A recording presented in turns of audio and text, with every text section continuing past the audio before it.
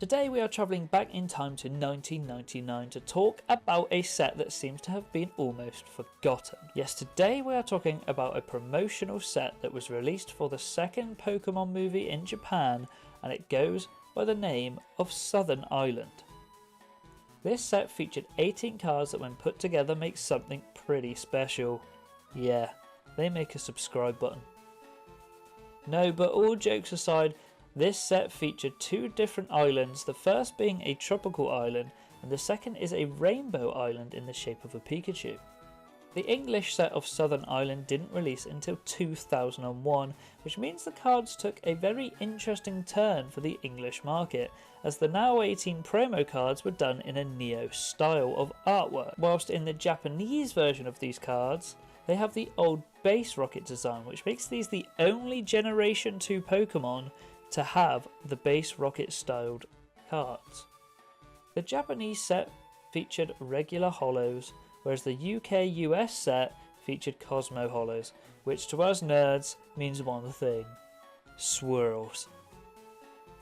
The set came as a full binder including all 18 cards in this set, as well as 3 booster packs of the Neo generation for the UK-US market. That also came with 6 postcards of different Pokemon within the region of which the set is based on, and you can probably see where this is going. Each of the postcards in this set relate directly back to the artwork on the cards, meaning that when the cards are put together it becomes one continuous image. Each postcard has 3 cards to make up the artwork. In each set of 3 you will get 2 common cards as well as 1 Cosmo or normal holo, depending on if it's English or Japanese. You can currently pick this entire collection up for around £350 to £450, which in my eyes is an absolute bargain for a piece of Pokemon history. So let's start with the Sky postcard from Rainbow Island. On the right hand side we start with the Onix, but we get so much more than just an Onix. This card features Venonat, Golem and Dragonite. In the middle is, in my opinion, one of the best ever Pidgeot cards made. It is stunning, and you can also still see the Venonat hitching a ride on the Onix. On the left is the beautiful Mew, with Charizard flying underneath, the Cosmo Holo effect. How can you not love this card? For our next postcard we have the Jungle postcard, which to be honest looks more like a jungle party. The 3 cards feature a Primeape, Lickitung and Vileplume. The Lickitung looks absolutely mental, with its tongue literally stretching off the card. I like that Venonat sneaks into this card for a second time. The Vileplume for me feels a little bit disappointing, as there's so much going on around it in the postcard and they just didn't include any of that. You just get the Vileplumes. And Primeape is just Primeape. He's angry and he's in a tree. It's what he does best. The next 2 postcards I'm grouping together as they're fairly similar in looks and design. And this is the Riverside and Fields of Flower postcards. Both are from the Rainbow Island, which I'm sure you've already guessed by the art style.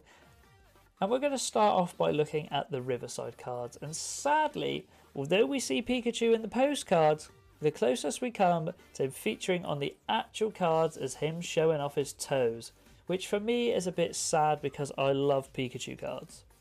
However, it makes up for it with the Togepi, and for any Togepi collectors this card is a must have.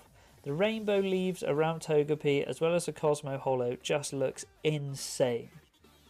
The Fields of Flowers features one of my favourite Pokemon, Butterfree, and as far as Butterfree cards go, this one is amazing. I love the fact it's gathered all those flowers, and I really love the tiny Mankey. Ladybar is the holo from Fields of Flowers, and I would probably say out of this set this is my least favourite holo. Sorry Ladybird, but you just simply don't do it for me. The Jigglypuff is yet another stunning card, and it reminds me of the Jigglypuff from Great Encounters, so bonus points for that, even though this one was done probably about 12 years prior. Now on to my favourite 2 postcards, the Beach and the Sea postcards. We will start with the Beach one. This scene looks so fun, and it embodies everything the anime inspires. Pokemon on a beach just having a blast. The Wartortle and the Horsey, water gunning water over Slowking and Psyduck. This is my favourite card in the entire set because I adore that happy little Psyduck. He's so cute. This card is a bit strange for this set because normally they will do the Pokemon on the front row of the postcards, but for the final card of this postcard we get the row of Exeggutor's in the background. So it's actually quite a nice change to see them change it up for at least one of the postcards. Lastly, we have the C postcard. And we are starting off with what I believe to be the best Marill card ever printed. I mean, wow. Surely at this point you agree with me that £350 to £450 for all of these cards is mental. I mean, we get a Tentacruel with a full Dragonite just flying past him in the background, and a Lapras just chilling with a Dratini. What's not to love about this set? And if you think all of that isn't enough, you can combine each of the island's postcards together to make just one long line of artwork featuring absolutely everything in one beautiful shot. I think this might be the most underrated, slept on Pokemon set ever created, and it's 100% going to be my next purchase. Not only is this set coming up to being 25 years old, but it features the most insane artwork for Gen 1, Gen 2 Pokemon. I hope you've all enjoyed this step back in time with me to visit one of Pokemon's most forgotten sets. My name has been PokeJG. If you have enjoyed this video, please subscribe as it helps me to know that you're enjoying this type of content, and I will be back with some more Pokemon content very soon.